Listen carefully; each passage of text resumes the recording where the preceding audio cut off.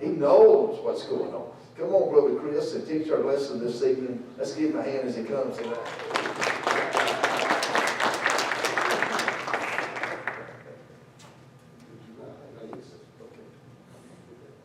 No, sir. We have one yes there, verse though. Sister Message. We didn't want to pass you up. You should have. She kind of slipped by.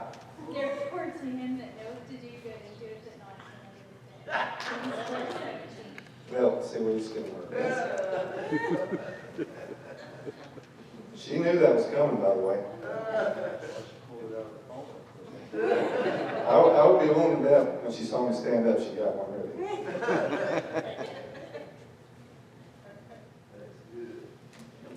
All right, so tonight we're in the book of Hebrews still. No, I got it right here. I photocopy mine so I can make notes on it. Because I don't like to write in the book. I don't want nobody else to know what I'm thinking. Besides all that, you couldn't read my notes anyway. So tonight we're going to look at verse number 29 of Hebrews chapter 11. By faith they passed through the Red Sea as by dry land, which the Egyptians, essaying to do, were drowned. It's a pretty short verse, right? I said, whew, I got an hour to teach on one verse there. So anyway, so I got to doing a little history on it, and I'm going to share a history lesson with y'all. Because I was just fascinated by this story of the Israelites and Moses leading them out of Egyptian bondage. And I just, as I read the story, if you want to flip over to Exodus chapter 13, we're going to pick up about where John left off last week. But I was fascinated by the story because I'm going to show y'all some pictures too, because I did a little history lesson because I really wanted to dig into this and figure out about the faith that he's talking about. I mean, it was a notable faith. Yes. It made it in the Hall of Fame, or the Hall of Faith, right? And so this was a notable faith. So I thought, man, what's the faith? Where is the, as Connie would say, the nugget in this thing? I want to know what's going on. What's their thought here? So anyway, we're going to start in verse 17 of Exodus 13.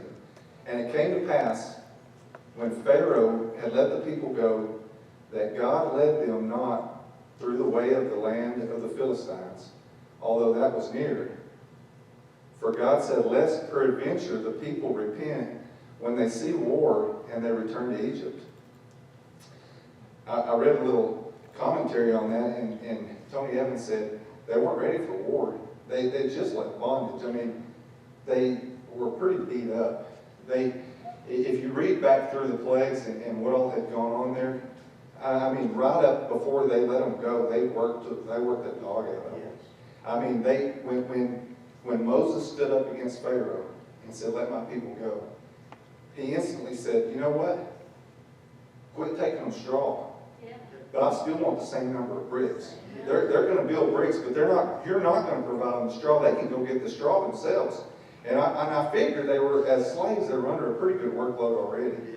And so here he says, you're going to do it. You're going to do the same number. I want the same number of bricks produced.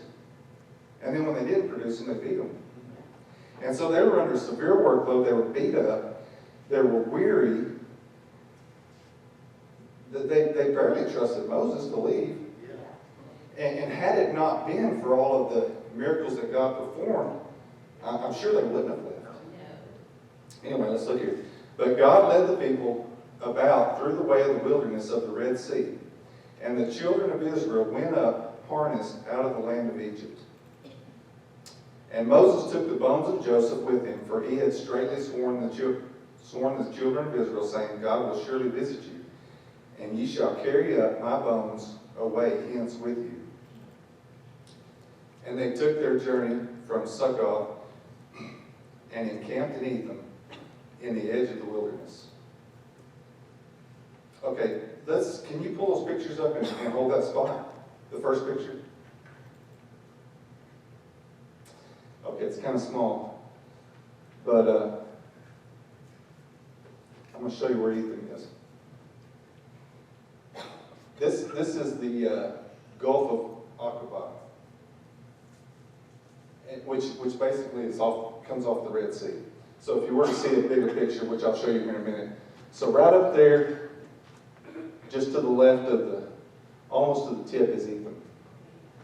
Y'all see that? And that's going to be helpful to know their journey. I don't know if y'all ever looked at a map of this, but it's fascinating. And to understand the wilderness, we're going to look at the wilderness and all that area. We're going to go to the next one. So here's a little bit bigger version. Can y'all see it where it says Etham? Okay. Go back to our verse there, John.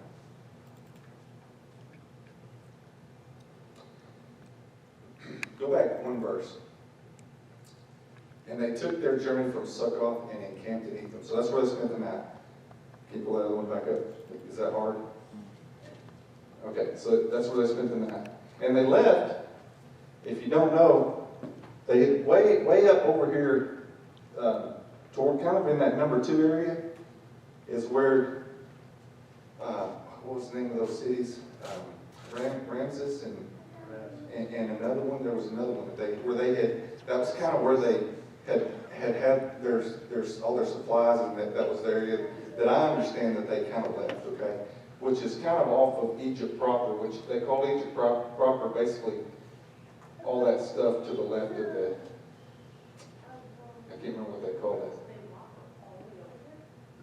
Yeah, so they went to Etham, spent the night there. All right, yeah, it's a ways. And I don't really know, I mean, not all these maps agree. So I don't know exactly what's what. Some of this, you'll see on some of these, there'll be a question mark. I think by Etham there's a question mark. So they think that's about where Etham was. Not 100%, so I'm just kind of giving you the best that I could find from looking at multiple maps, okay? I'm going to pull this, I'm going to kind of keep track of what I sent John some pictures, so I want to kind of keep track of what I sent him so I know where we're headed on our pictures here. Okay, let's go back to the scripture, 21.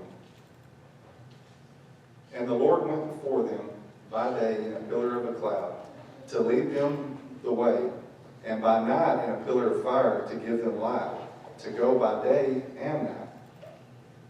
So they could travel in the day or night, right? And so the Lord was leading them by the cloud in the daytime and fire at night. I mean, those lights at night. I mean, those fire puts out light. It'd be a pretty good way to follow, right? If I'm following somebody out in the dark, I like somebody's got a flashlight. I don't want to step on a snake or a hole or anything else. He took not away the pillar of the cloud by day, nor the pillar of fire by night from before the people. And the Lord spake unto Moses, saying, Speak unto the children of Israel that they turn and encamp before Paharath, between Migdol and the sea, over against Belzephon, before it shall ye encamp by the sea. Okay. Let's see if that next picture maybe, does the next one show it? No? Okay, so just to kind of give you a reference. Kind of up here, this is the same picture you saw, but this is a Google Earth image. And so this is where they're headed, okay? I can't remember what the name of that place is right offhand. But they're showing that other town that I just showed you right up there. Just for reference. Go to the next one, John. I think. Yeah, go ahead. Go to the next one. Yeah. So you can kind of see their path. Israelites left over there. They went and camped right there. Anyway, let's look at scripture real quick. to, where we were.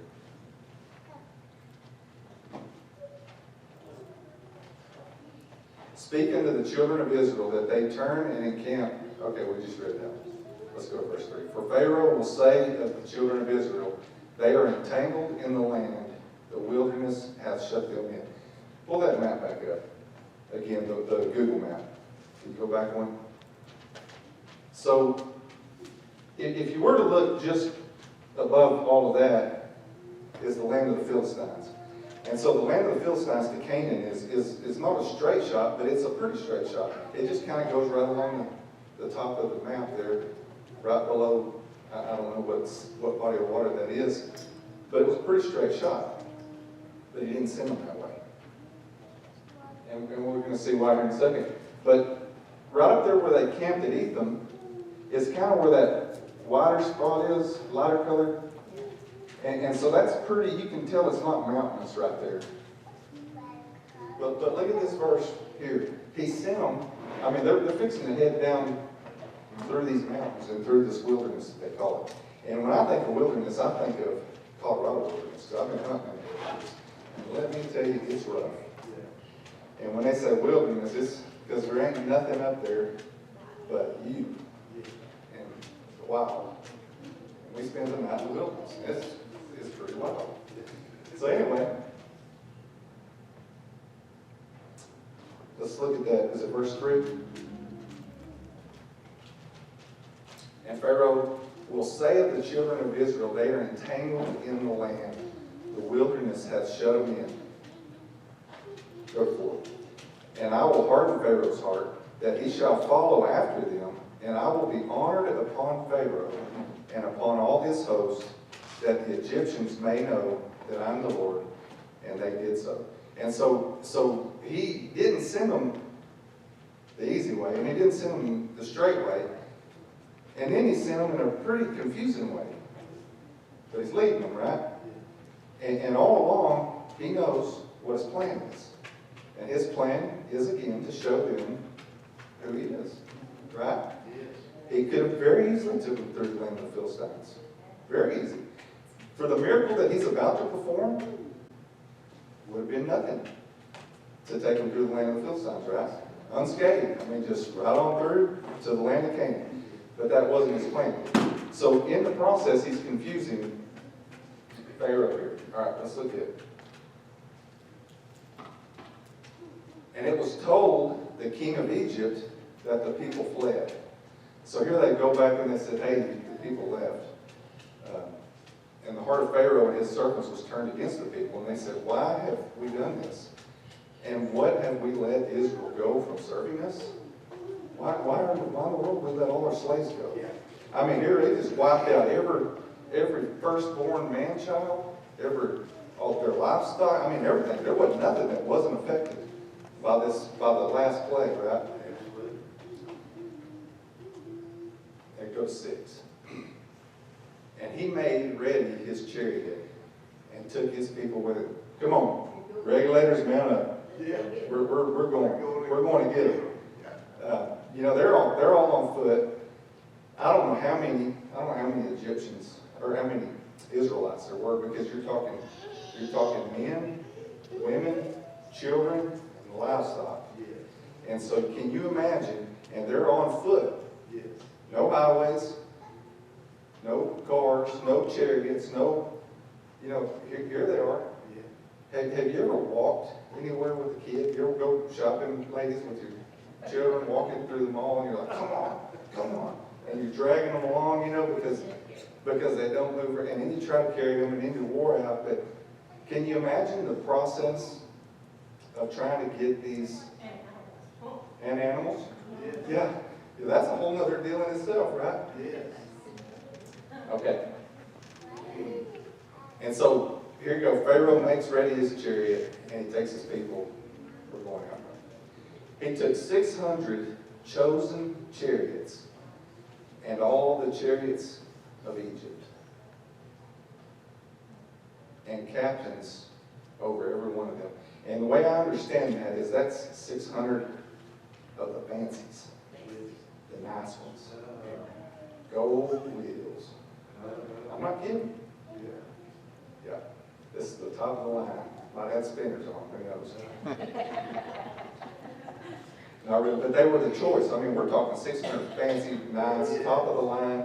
It don't get no better than that. If we don't have it, you don't need it. Yeah. And then all the rest of the chariots. Okay. And the Lord hardened the heart of Pharaoh, king of Egypt, and he pursued after the children of Israel. And the children of Israel went out with a high hand. They're going after them. They're going to get them. Yeah. All right, go Get get all them. their stuff back. Yeah, we're coming after you. And yeah, because you know when they left, they took a lot of their stuff. They emptied them. They cleaned them out. Silver, gold, all kinds of stuff. They said, hey, go and ask them for all this stuff. And they did. So there were no slaves and no stuff. So they lost all their slaves. No wonder they're mad. They wiped them out. All their firstborn man-child, everything was dead. Yeah. There's no workforce. There's no, all the spoils gone. I mean, they cleaned them out. But the Egyptians pursued after them, all the horses and chariots of Pharaoh, and his horsemen and his army, and overtook them encamping by the sea, beside Hapiroth, before Baal-Zephon. And I don't know where these are exactly. I did find a map that had that Hapiroth on it. Did you see that one, John? I'm not sure which picture it is. Would it be close? I mean, Uh, it's hard to I read. don't think that's it. It might be. No, go to the next one. The next one's the road. Okay. Well, we may run across it here in a minute. I sent John a whole bunch of pictures, so. All right, let's go back to our scripture. And when Pharaoh drew nigh, the children of Israel lifted up their eyes, and behold, the Egyptians marched after them. And they were sore afraid. The children of Israel cried out unto the Lord. And they said unto Moses, because there were no graves in Egypt, hast thou taken us to die in the wilderness? Another version says, was there not enough graves there? Now you brought us out here to die? I mean, that's, there's some serious concern, I'm sure, as an Israelite. That's up front, Pastor, right there. That's it. That's up front. And they said unto Moses, because there were no graves in Egypt, hast thou taken us away to die in the wilderness? Wherefore hast thou dealt thus with us, to carry us forth out of Egypt? Look at the next one. Is not the word that we did tell thee in Egypt, saying, let us alone, that we may serve the Egyptians? Now think about this. They were happy. Maybe not happy, but they were content. They had forgotten what freedom was. They didn't know freedom yet. No. Because let's think back, how long had they been in bondage? I mean, Joseph was gone. Yes. And how long, how old was he when he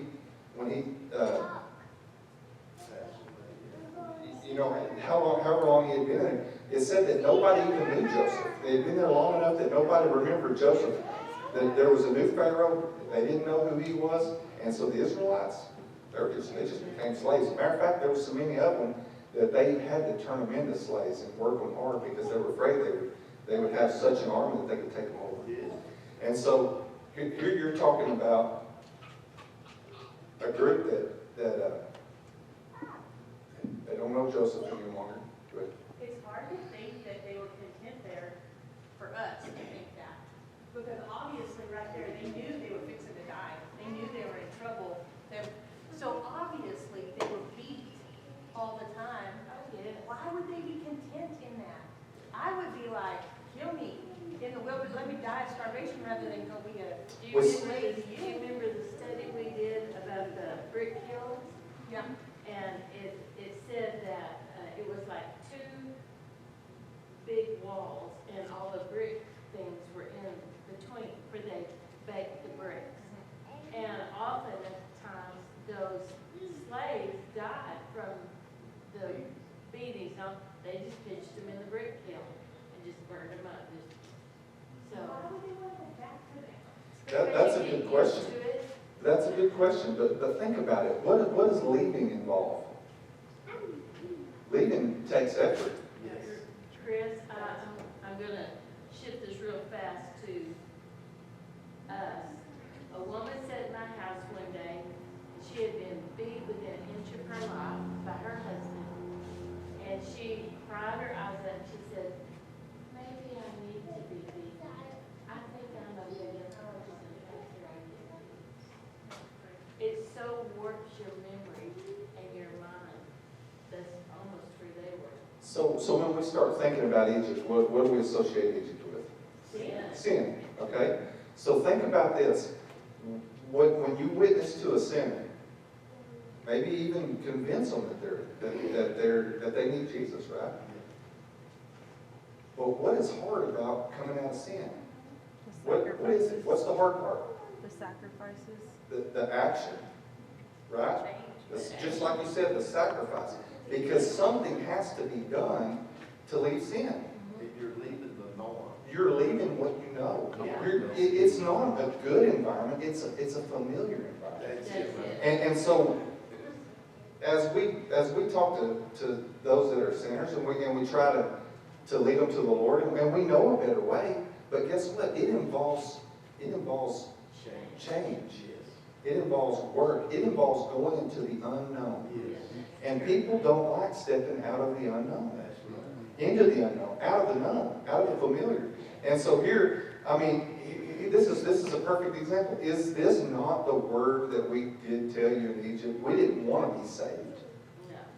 We were happy right where we were. Let us alone that we may serve the Egyptians. For it had been better for us to serve the Egyptians than that we should die in the wilderness. That we should die what? Free. I mean, if you die free. If you step out of sin into a relationship with Jesus Christ and you don't make it, guess what? You don't go to hell. That's where you're headed. Yeah. But it's the familiar, right? It's hard to leave the familiar. Go ahead, John. You were talking about time, not knowing exactly sure how long a time, but we do know that up to this point, Moses was 40 when he left, and then was there for 40. So you're talking about 80 years. So everybody that was at least 80 years old knew nothing different. Yeah, That was their norm. that's Right. And so, and then, you know, it does tell us that even before then they didn't know. I mean, my understanding is before then they didn't remember Joseph. They didn't know See, it's Joseph. 400 years, yeah. 430 years. And so they came during Joseph's time. Yes. So, yeah, they didn't even know. I mean, there was no recollection of the freedom that they had before. And so, anyway, They have become what they call the prison system, institutionalized. Yes. yes, yeah, they were institutionalized. Some of those guys, when you turn them loose, they'll do some petty crime to go back. To go back. Because they don't know how to make a Yeah. living, how to pay Well, you hear it all the time, it's 3 hots and a cot. Yeah. I mean, at least I'm getting fed there, you know, I'm comfortable there, that's the way I know. I'd rather be there than to have to figure out how to make it on the street. Yeah. It's work out there. It is. So here they are. Let's go to verse 13. This is where it kind of gets interesting. And Moses said to the people, "Fear ye not.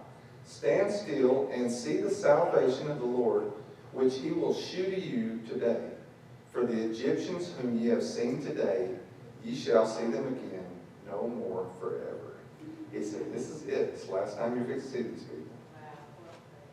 Yeah, well, faith, look at verse 14. The Lord shall fight for you, and ye shall hold your peace. 15. And the Lord said unto Moses, there's something missing between 14 and 15. The Lord said to Moses, wherefore criest thou unto me? So there's something that's not recorded there. So I want to read you this commentary. Because I just, this is Chuck Smith. He said, Moses said unto the people, fear not. They cried out, oh great, our leader has a plan. Then he said, stand still, see the salvation of the Lord. That's 13. Oh, he's crazy. We're crazy to follow him. What are we doing here? Don't be afraid. Stand still, see the salvation of the Lord. Come on, Moses. I mean, you can hear him. you know, murmuring and complaining. They were known for that. I mean, all throughout. Well, I imagine they looked at and saw the dust coming off the Pharaoh. Oh, They went, yeah. Yeah, really? We got tents. Yeah. Which he will show you today, for the Egyptians whom you see today, you shall never see them again. The Lord shall fight for you, and you shall hold your peace. And the Lord said unto Moses, Wherefore criest thou unto me? Now Moses assured the people, then he started crying unto God. Is that kind of, he's like, it's going to be okay. Lord, what in the world are we going to do? I mean, I can totally see, you know. He So when says, we do that, we're just being biblical. I think, and, you know, God uses these people to show us that, hey, you know, there's nothing new under the sun, he says. And so, you're not acting in some way that's crazy because you have those thoughts and you wonder. That doesn't mean that you can't trust the Lord, right? I mean, we are in a fleshly body, and we're going to have you're going to try to reason things out in your mind, and things aren't always going to make sense. Matter of fact, he says, my ways are not your ways, and they're above finding out. Yeah. So don't worry about it if you don't understand how he's going to deliver you. We don't know. If I had time, I'd share some more stories, but I don't have time. So. Now Moses assured the people, then he started crying to God, don't be afraid, stand still. See the salvation of the Lord. Those Egyptians, you're never going to see them again. God's going to fight for you. Now just hold your peace. Then he gets in, oh God, you know, what are we going to do? The Lord says, hey, why are you crying to me? Well, I'll tell you why I'm crying to you. I'm in trouble. We're in a trap. But God said, wherefore criest thou unto me? In other words, there's a time to move. Yeah. Now listen to this. There is a time to cry out to God. But there is also a time to get up and go. And when he's spoken to you to move, you move. Yeah. Don't question him, just go. I mean, we don't, like I said, we don't always understand his ways. But he just told him to go, right? Yes. All right, let's look.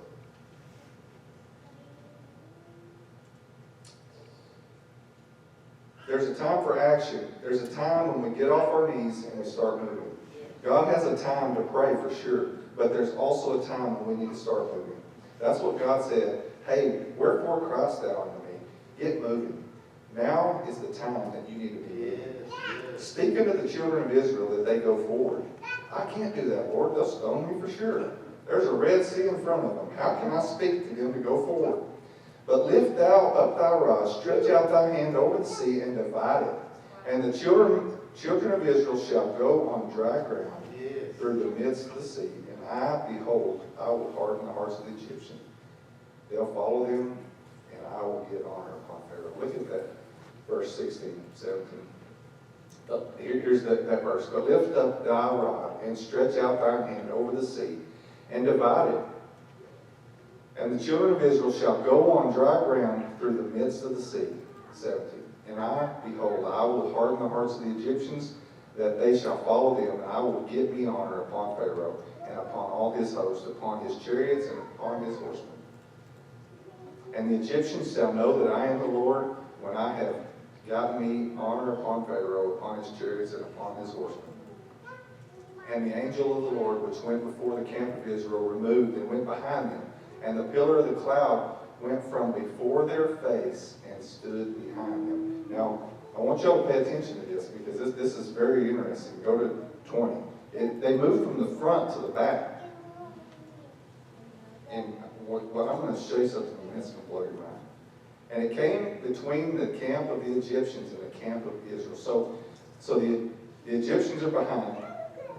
The Israelites are in front. And here's the cloud and the fire behind them.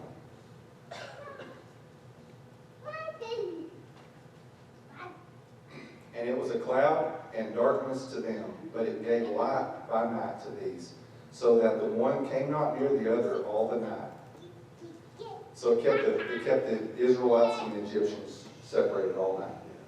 And Moses stretched out his hand over the sea, and the Lord caused the sea to go back by a strong east wind all that night, and made the sea dry land, and the waters were divided. Did you catch that? All that night?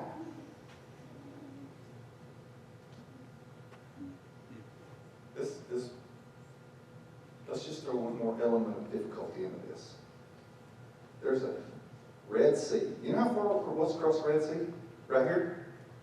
Almost 10 miles. You know what the depth was right here? 2,500 feet. Whoa. Yeah, I read something. I want to read this to you. That's like climbing y'all's crazy mountains. Yeah. So, You know? I mean, in the dark. I want to read this. I want to read this to you. So I was trying to get some figures for you, and this guy says Moses and the Israelites did not cross anywhere along the Gulf of Aqaba, and the reason he says that is because he said the wind couldn't have blown 2,500 foot of water. So they're trying to rationalize God's miracle into human. Because he said the wind doesn't blow that hard there, you can't move 2,500 feet of water. And besides that, if it was a shallow pool of water, it wouldn't have drowned the Egyptians when it came back in over them. Because they're trying to rationalize it with what they call storm surge and all these things, right? But that's not how God works. That's it. Okay, that's why it was a miracle what God did there, right? Yeah. 2,500 foot wall of water. Can you imagine? Let's go to our pictures for a minute. We left off at the road. Okay, so this is kind of going into the wilderness area. Okay, you can see it's kind of big, it's open, it's you see the mountains. Let's go next. Now here he is. He's getting a little bit closer. Going, and the numbers don't pay no attention. That's just my way of showing John in order. Because I was screenshotting these off of a video. I couldn't just send him pictures. I had to screenshot them and send them. So this was from a man that actually went over there, and I mean some of the information he got was just phenomenal. So number 3. Now you can see it's getting pretty tight.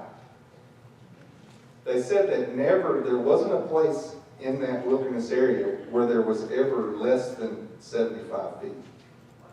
But we're talking about, I think the number was like 6,000 men, wasn't it? Something like that? 600,000. Okay. So 600,000 men, not counting women and children, and livestock. So here we are. We're moving through here, and these, if you look, this is coming out towards the Gulf of Aqaba, and so those mountains are way high, sheer, pretty well straight up, nowhere to go except, and so imagine the thought of the Israelites as they're being led through this. And then they're trapped. And now, let's go to the next one. Okay, that right there, if you can see that number at the top, it says, this is how many feet it was across. 51,606 feet. So 52,800 would be 10 miles. So it's 51,600. So, all right, go to the next one. I measured that out with the camera. So here they are.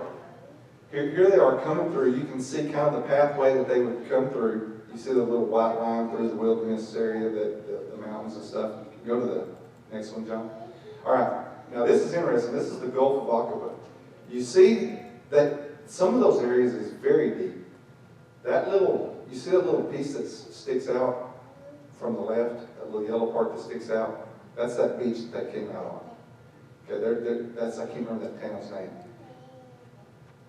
But right there, it's not a very steep drop, and it comes right back up pretty smooth. So that's kind of the layers of the sea underneath, just to kind of give you some perspective. But that's 2,500 feet deep right there. Go to the next one. All right, that's what they would have seen. That's what you would see looking back at that little beach area. So they came out, and there's, let's say, 1 million people on that little beach area. And there they are. The mountains are behind them. The Egyptians are behind them. They can't go to the left. They can't go to the right. They're stuck here at the sea saying, we're going to die. Thanks a lot, Moses. Yeah. Appreciate you. Thanks, but no thanks. Next time, just leave us where we're at. But there won't be a next time because we ain't So here it is again, there's another view. You can kind of see how that little path is. There's actually a road in there, and this guy drove through that. It's got a name, I can't remember that name either. Go to the next. All right, so this is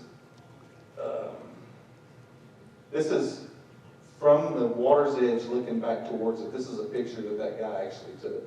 And you can see where they came out in the little V there. Pretty interesting, isn't it? Okay, go on. Next one. There's kind of a picture that they had put of them. They would be leaving, headed across to, which would be Saudi Arabia now. Okay, now this is very interesting. You see that flag? They said that Solomon, 400 years later, put two memorial markers, one on either side, so that it would always be told where they crossed. And so they said that these were out of red granite, or red marble. Can't remember what was one or the other. And they said that this one here had gotten knocked over. Go to the next view. This one had gotten knocked over. That's what it looked like right there. But it had gotten knocked over, but it was inscribed, and the inscription had Solomon's name on it in Hebrew. It had Egypt on it in Hebrew. It had, I think, Moses, and there was some other things on it inscribed in Hebrew. But they found it in 1979-ish, somewhere around there, laying in the sea. And it had worn it down to almost, like one side was wore smooth off. And it was on either side. Okay, now this is what I want you to see. You see that? That's a rock in the sand.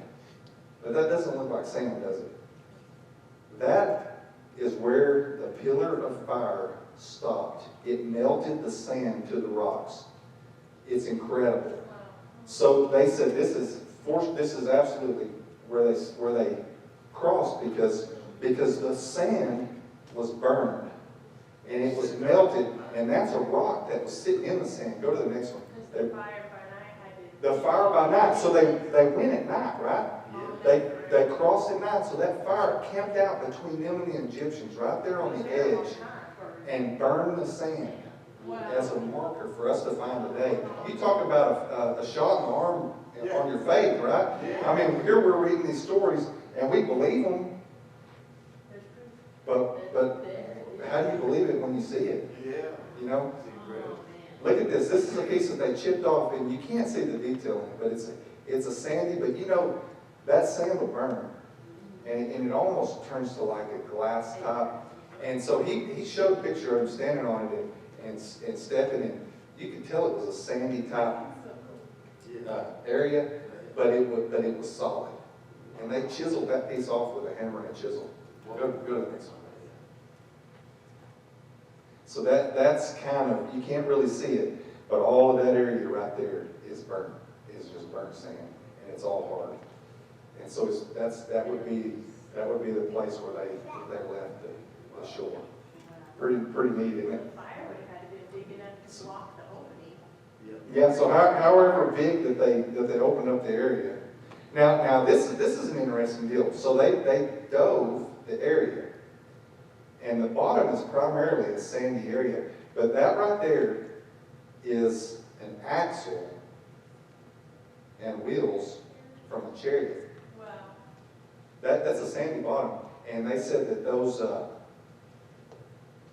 what do you call those things those coral, they won't grow on sand. They said they'll only grow on a hard object, and they won't grow on metal, but they'll grow on they'll grow on like iron. Yeah. It has to have be something, but they said it would grow there, and then it would eventually dissolve the structure underneath it, but then it would maintain the form. And so here you see like an axle and wheels. This was in the Red Sea.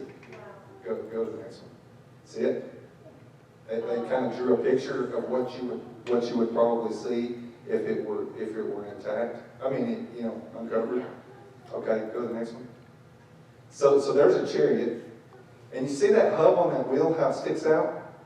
4 or 5 inches. They had to have some kind of a support for that wheel. Now go to this next one. There is one with a hub sticking out. You see that wheel and that hub? Yeah. Go to the next one.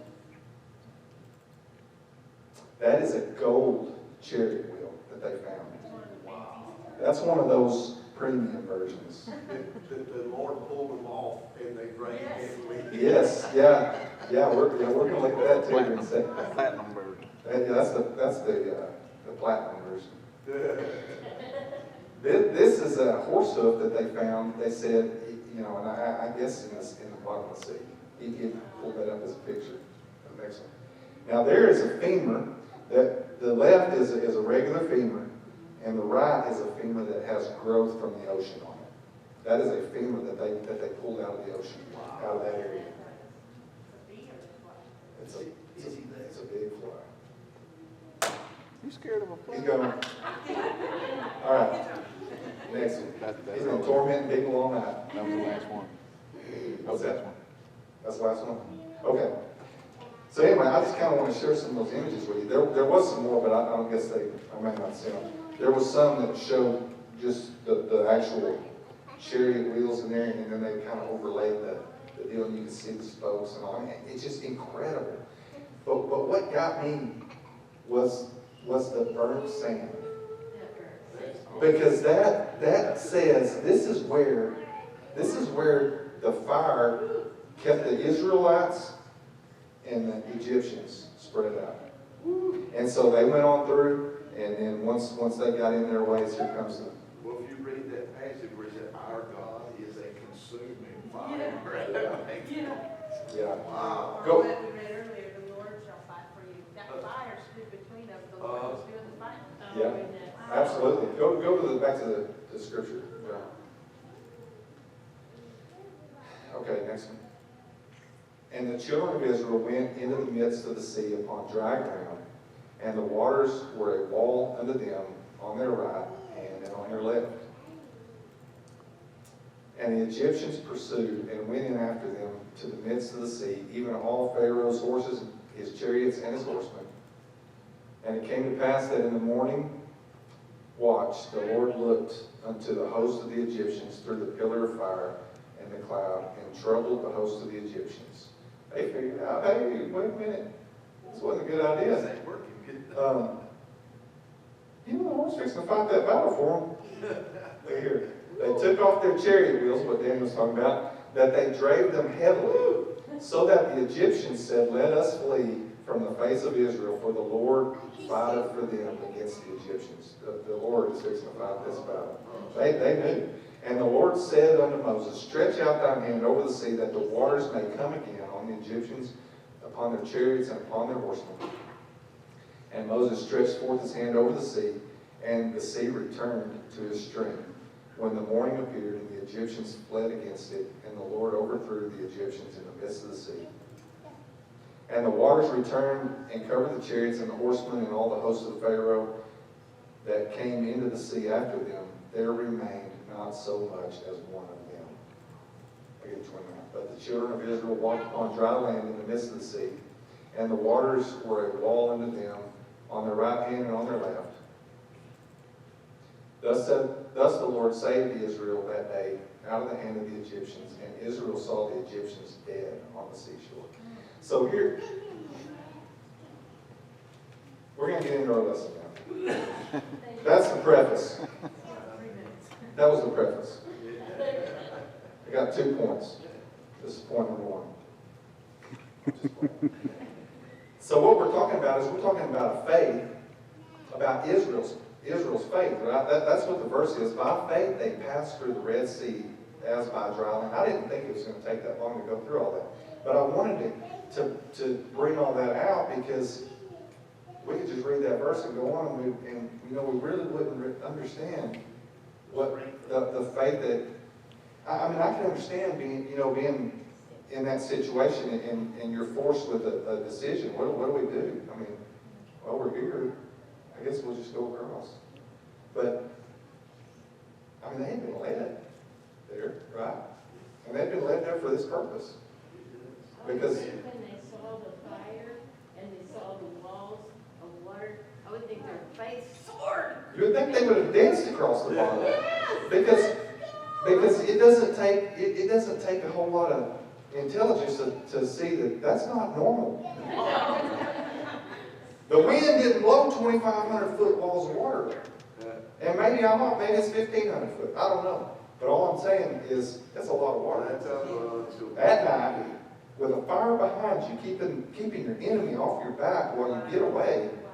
And there's no other way except that God made the way. Like he said he would do. But it took action on their part. They couldn't just say, well, you know, we know God's going to rescue us, we're going to just camp out right here.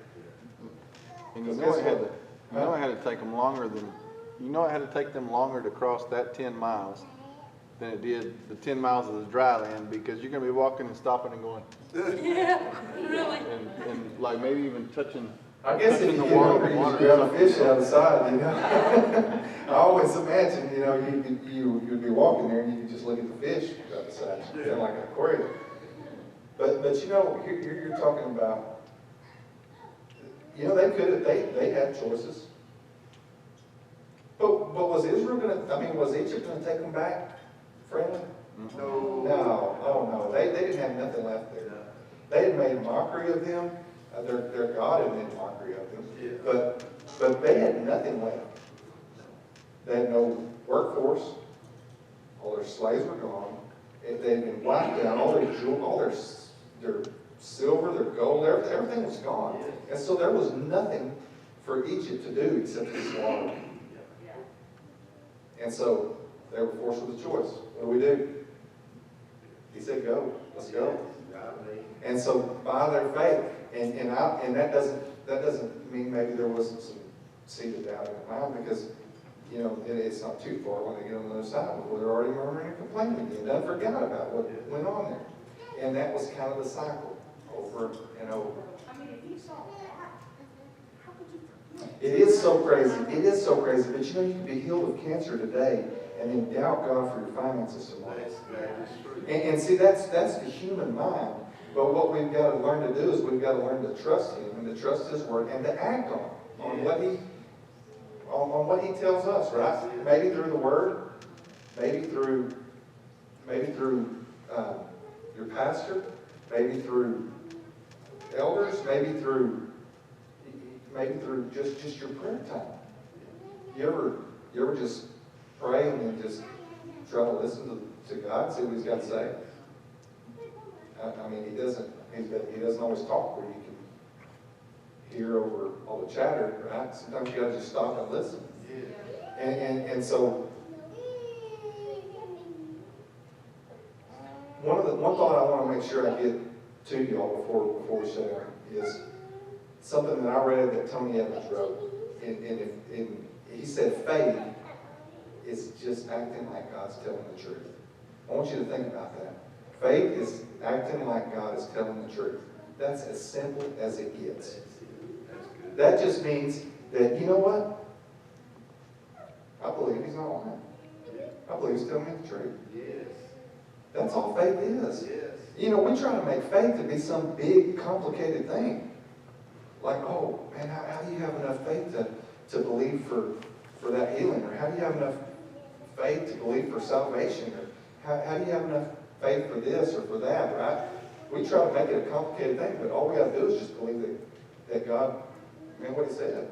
He's telling the truth, right? He says, I'm not man to lie or son of man to repent. If we believe any of God's word, we got to believe all of it.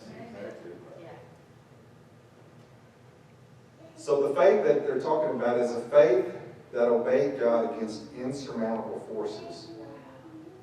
And also a faith that delivered and brought protection. So the first part of that, the salvation of the Lord was being proclaimed, and that message stirred the faith in the hearts of the people. You know, it's easy. So sometimes it's a little bit hard to believe because we see the circumstances, you know. I mean, we see those circumstances are real. They're in your face. And so sometimes it's hard to just take God at His word, right? But we've got to learn to just trust Him, to just believe that, like I said, as simple as that sounds, just act like He's telling the truth. because he is. So I'm trying to figure out how to, not to just end this in kind of bad spot here, but, because I haven't gotten too much into the. Anybody got any input? Before I move on? I'll go ahead and just shut it down. All about the faith. When you're a little child, you believe your daddy's gonna take care of you, regardless of what the circumstance. Yeah. And that's kind of like our relationship with God. We actually trust him, and we have faith that he's gonna see us through. Yeah. Absolutely. So here's another thought I want to get before we quit. What Moses did was Moses stirred their faith, right? Because he told them, he said, let's go. This is the last time you're going to see them people. And I mean, maybe Moses didn't understand. Maybe he is, because there's something between that verse 14 and 15 that happened that's not recorded there, because God told him, why are you asking me? Which crime? Just do what I told you to do, right? So there's something there, but still he stirred their faith, which ended up saving them. Yes. What can we do to stir the faith of those that we're around? Amen.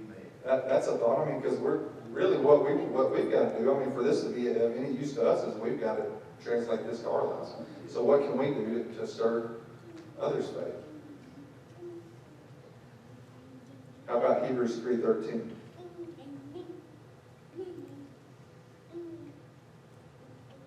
But exhort one another daily while it is called today, lest any of you be hardened through the deceitfulness of sin. We should be exhorting one another, right? We should be lifting one another up and building each other up. John 15 and 12.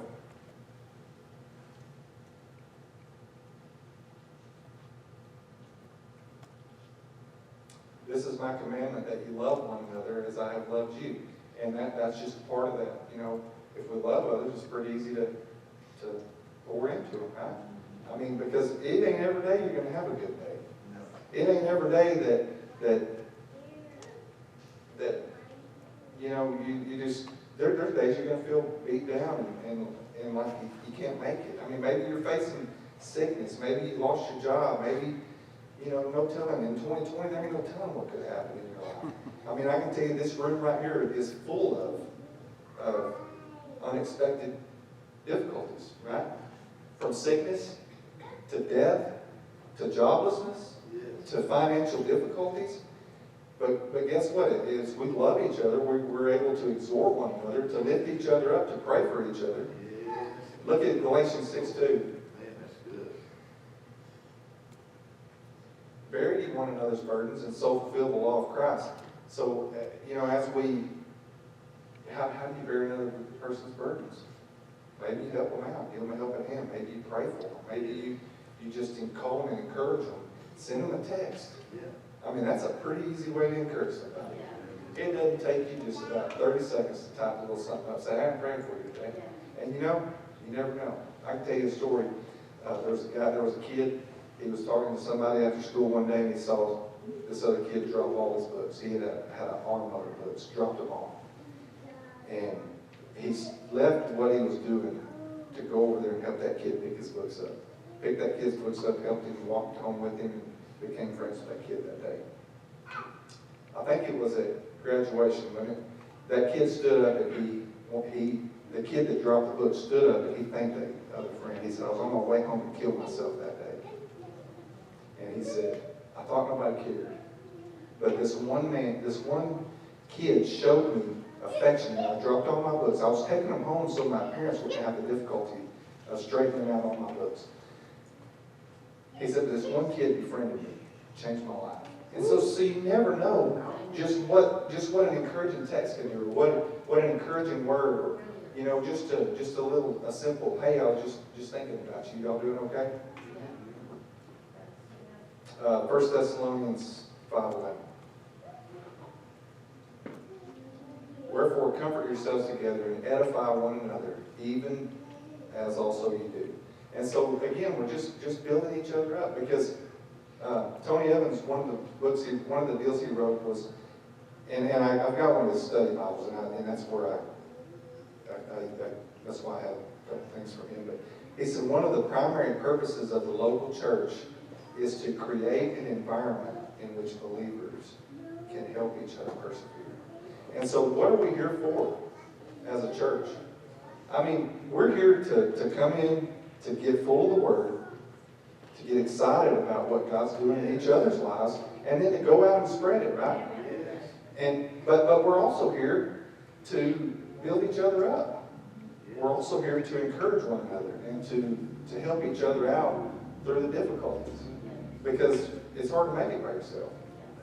You ever watch the Animal Planet or Discovery Channel? Show what's going on in the jungle right now. I used to ask her this when she was a little girl, and she'd tell me a lion's eating a baby zebra. And it's probably one that was off by itself. And they sat around there like Satan, a roaring lion, going about seeking whom he may devour. And he's not looking for you sitting right here in this group of believers, right? He's going to wait till you get off by yourself, and then he's going to try to pick you off. Because that's the way he works.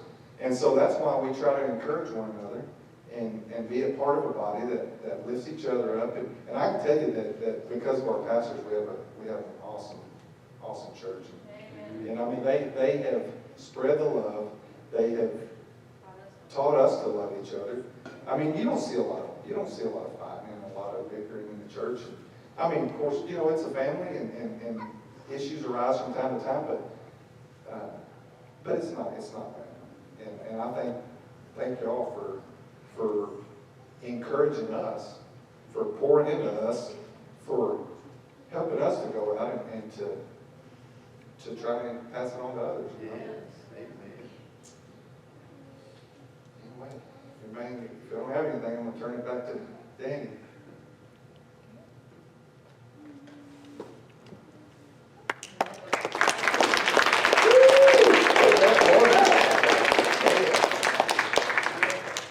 I was just thinking about one thing there that's so powerful that brings it, like Chris said, to bring it up to where it has meaning for us, that with the same exactness that they left Egypt and never went back, and Egypt is like sin. We're leaving Egypt's bondage and we're headed to Canaan land. We sang the songs. The same thing is the way the Lord's asking us to leave sin's nature, everything, to completely close the door on it and never go back. He never led them back to Egypt. Some of them went back, but they died when they did. But he's leading us on out of that old nature into the right. Man, that was great. That's one. Thanks for all those pictures too. That's a pretty neat deal. Well, let's stand together. If you got any special requests this evening, we'd love to pray over this.